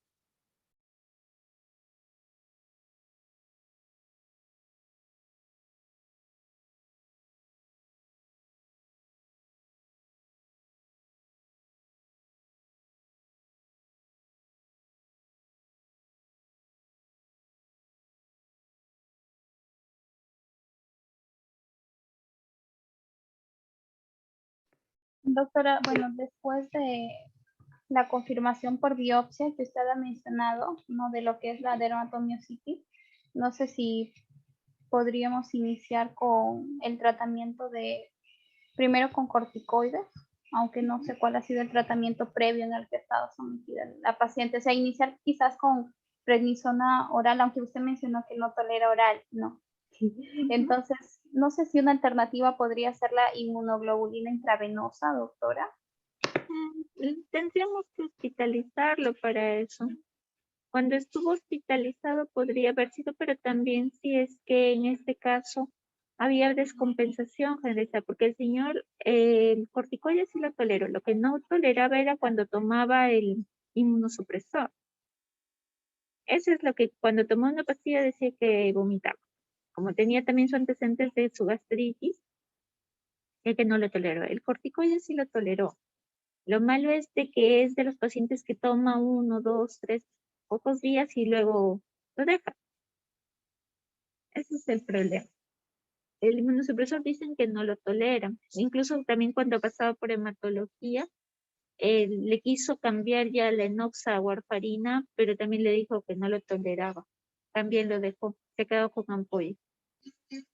Pero, ¿qué más podrían hacer? Doctora, Pero lo más gracioso es que no tolera eso, pero tolera ahí. ¿Y cómo irían, doctora, los esteroides tópicos para la superficie cutánea?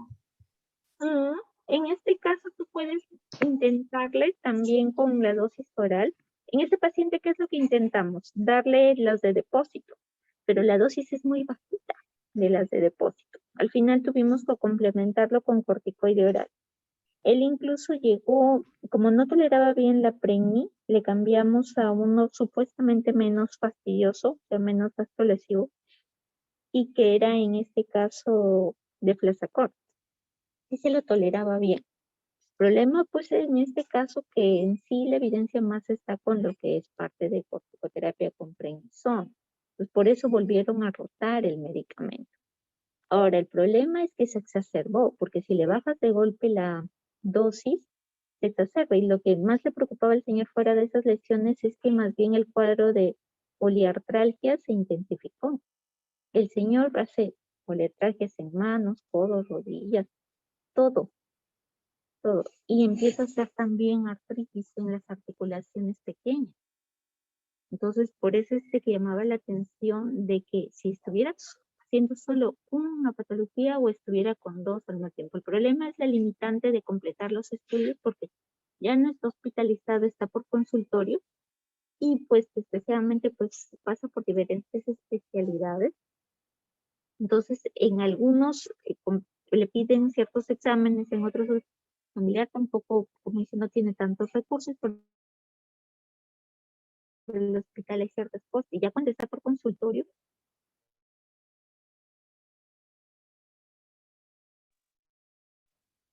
entonces puedes, si no tienes alternativa de, en este caso, darle oral, a veces te puedes apoyar de los de depósito, pero el problema es que la dosis es muy bajita, porque es lo que tú le darías para un paciente con artritis reumatoidea cuando no está con una severidad alta. Está con una severidad de leve a moderada, porque te permite solamente menos, como si fuera menos de 5 miligramos por día que le estuvieras dando. Pero la dosis para ellos se queda chiquita, muy chiquita. Entonces, nosotros lo que hicimos es colocamos de depósito, le complementamos con el de Flazacort de 30, al menos con eso estaba compensado. Le estabas dando casi una dosis de 40, 45 miligramos, lo que era diaria por mes. Al menos con eso se ha mantenido todo un mes compensado, pero ya luego como han tenido que rotar y todavía querían complementar, han bajado un poquito la dosis. El problema es que venía el rebote. Entonces, otra vez están que le suben y ven si es que sus exámenes han modificado un poquito para ver con qué inmunosupresor le inician, porque si no le van a dar oral, pues caballero, no nos queda otro biológico. No nos queda otro. Y hay que ver también cómo está lo de su cuadro de trombosis, porque el señor hizo ese evento, por eso se ingresó solamente por el cuadro de trombosis. Entonces, el problema es que no recibe en dicha zona. Aparte, tiene otras comorbilidades, señor. Por eso se pensó inicialmente de que capaz podría ser hasta un para. Porque se sospechaba que podría haber también una neoplasia de base.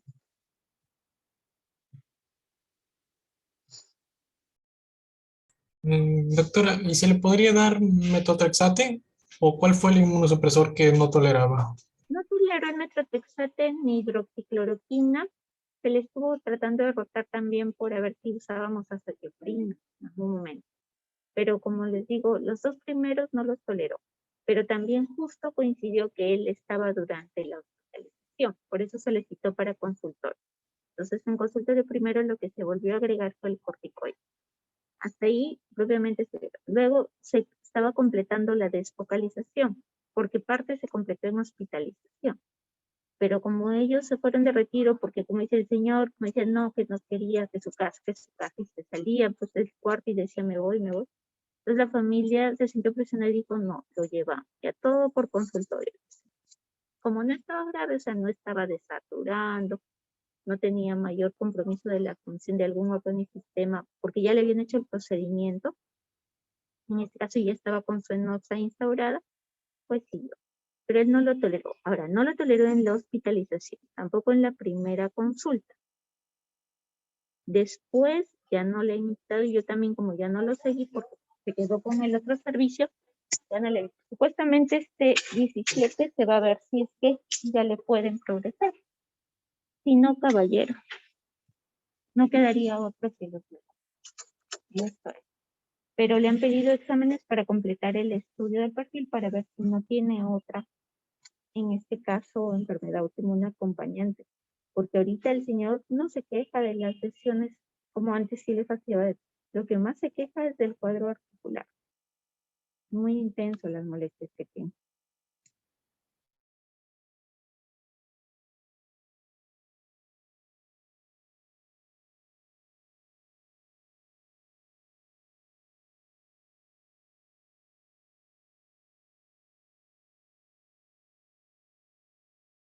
¿Algún otro comentario, jovencitos?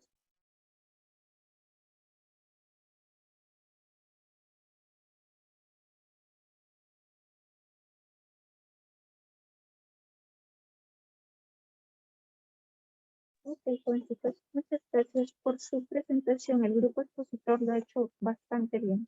Muy bien, su revisión ha estado bastante completa. Han utilizado, como dice, bastante la literatura del libro base que se usa para Rheumatoid Kelly. Le han complementado con otras opciones que también son las actualizaciones en revisiones. Muy bien.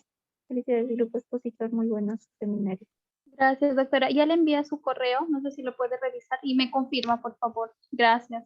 Se lo confirmo después. Muy bien. Ya, Gracias gracias. a todos. Suerte para su examen de pasado mañana. Gracias, doctora. Gracias, Gracias, doctora. doctora. Hasta luego. Hasta luego, Hasta doctora. luego, jovencitos.